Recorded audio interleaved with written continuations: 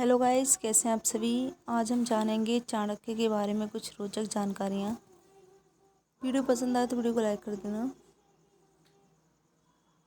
दोस्तों, आज हम बात कर रहे हैं एक ऐसे आदमी की जिसे आज तक का सबसे बड़ा नीतिकार कहा जाता है, जिसकी नीतियाँ और जिसके कोट्स और पुस्तकें आज भी लोग मन लगाकर पढ़ते हैं। उनका नाम था चाणक्य, आचार्य चाणक्य, विष्णुगुप्त और कौटिल्य। आचार्य जो थे वो ब्राह्मण परिवार में हुआ। इनके पिता का नाम चाणक्य था, जो एक शिक्षक थे। इसी कारण इनका नाम चाणक्य पड़ा। इनको दूसरे नाम से भी जाना जाता है, जो कि इनका गोत्र था कौटिल्य। वैसे इनके पिता ने इनका असली नाम विष्णुगुप्त रखा था। आचार्य चाणक्य तक्षशिला यूनिवर्सिटी में पढ़े थे। बाद में यही शिक्षक बनकर भी आए और इसके बाद इनकी रुचि राजनीति में हो गई।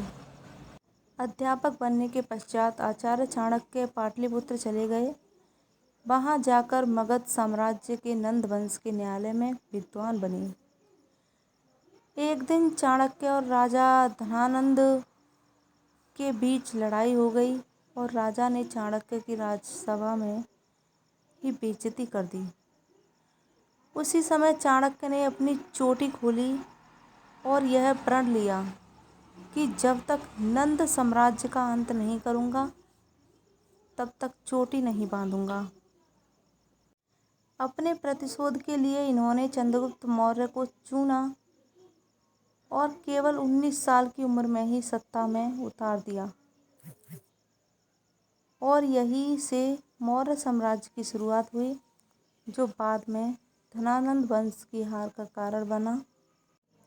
चाणक्य एक बहुत ही विद्वान व्यक्ति था और हर समय अपनी एक चाल के लिए नई बैकअप हमेशा तैयार रखता था, क्योंकि वह बहुत ही आगे तक की सोच कर पहले से ही रखा करते थे।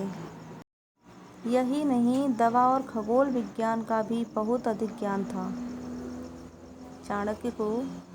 उन्हें समुद्र शास्त्र में महारत हासिल थी, जिससे वह किसी व्यक्ति के चेहरे के भाव को देखकर ही पहचान सकते थे कि वह क्या सोच रहा है। ये कभी भी महिलाओं पर भरोसा नहीं करते थे। वह कम नैतिक चरित्र और झूठ बोलने वाली होती थीं। लेकिन यह बात सभी महिलाओं के लिए लागू नहीं होती थी। उनके अनुसार एक अच्छी महिला वह है जो पवित्र है, घर के काम में निपुण है और अपने पति के लिए सच्ची और वफादार हो। आज भी इनके विचारों और नीतियों को कई राजनेता भारत के संबंधों को अच्छा बनाने के लिए इस्तेमाल करते हैं। चाणक्य ने सिकंदर महान को हराने के लिए भारत के सभी राज्यों को एकजुट किया। उन्होंने लड़कियों की एक ऐसी सेना बनाई जिसका नाम उन्होंने विषकन्या रखा। इन लड़कियों को दुश्मन को मारने और चूमने के लिए प्रशिक्षित किया था, क्योंकि इनकी चुंबन में जहर होता था। आचार्य चाणक्य ने समुद्रगुप्त मौर्य को भोजन के माध्यम से थोड़ा थोड़ा जहर दिया, ताकि उस पर कोई जहर का असर न कर सके। मतलब खाने में जहर का कोई असर न पड़े। एक दिन चंद्रगुप्त ने अपनी रानी से खाना साझा किया तो वो जहर से मर गई, जो कि 9 महीने की गर्भवती थी। लेकिन चाणक्य ने उसका पेट काटकर बच्चे को बचा लिया और बाद में इस बच्चे का नाम बिंदुसार रखा गया।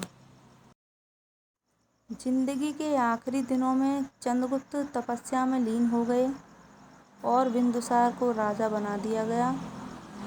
चाणक्य अभी भी बिंदुसार के सलाहकार बने रहे, लेकिन चाणक्य और बिंदुसार के बीच दुश्मनी पैदा करने के लिए एक कसूती साजिश रची गई, जिसका मास्टरमाइंड था बिंदुसार का मंत्री सुबंधु।